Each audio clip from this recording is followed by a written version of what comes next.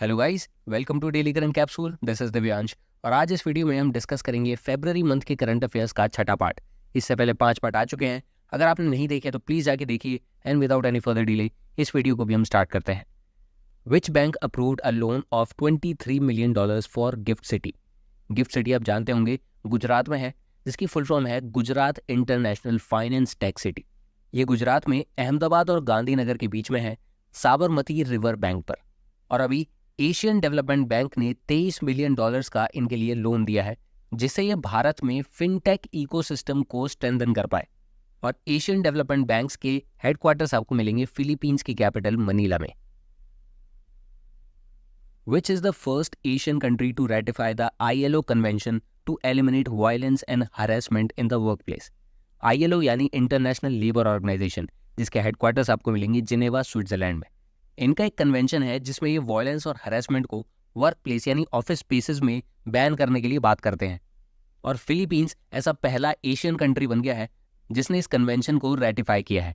ऐसे बहुत सारे देश हैं जो इसे ऑलरेडी रेटिफाई कर चुके हैं, लेकिन फिलीपींस पहला एशियन कंट्री बना है, ये ध्यान रहे। इसे अभी तक इंडिया, पाकिस्तान, चाइना किसी ने भी रेटिफाई नहीं किया है। फिलीपींस पहला देश बना है जिसने इसे रेटिफाई किया है। फिलीपींस की पॉपुलेशन है 11.5 करोड़। इनकी कैपिटल है मनीला और ये करेंसी यूज करते हैं फिलिपिनो पैसो।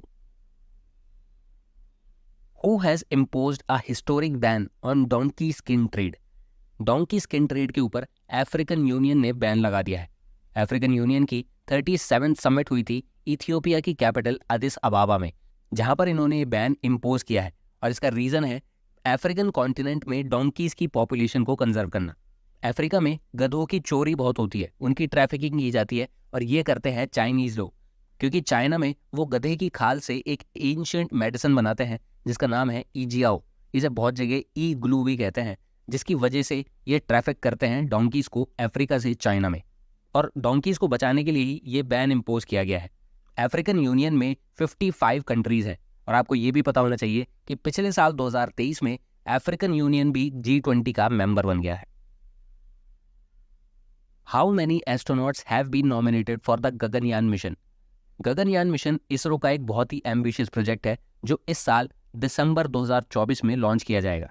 इसके लिए 4 एस्ट्रोनॉट्स को नॉमिनेट किया गया है, जिनके नाम है group captain Prasanth Balakrishnan Nair, group captain Ajit Krishnan, group captain Angad Pratap और wing commander Shubhanshu Shukla.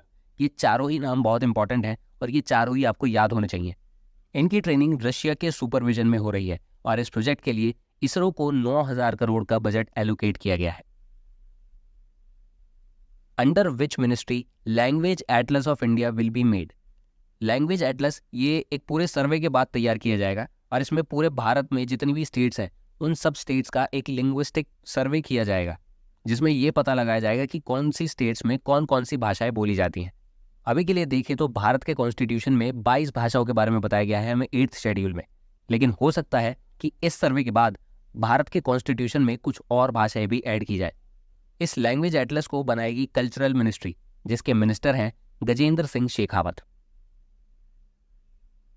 Maryam Nawaz has taken oath as the first women CM of which province in Pakistan? Maryam Nawaz Sharif की बेटी हैं और ये पाकिस्तान के पंजाब प्रोविंस की चीफ मिनिस्टर बन गई हैं। ये बहुत इंपॉर्टेंट क्वेश्चन है क्योंकि पहली बार पाकिस्तान में कोई फीमेल चीफ मिनिस्टर बनी है।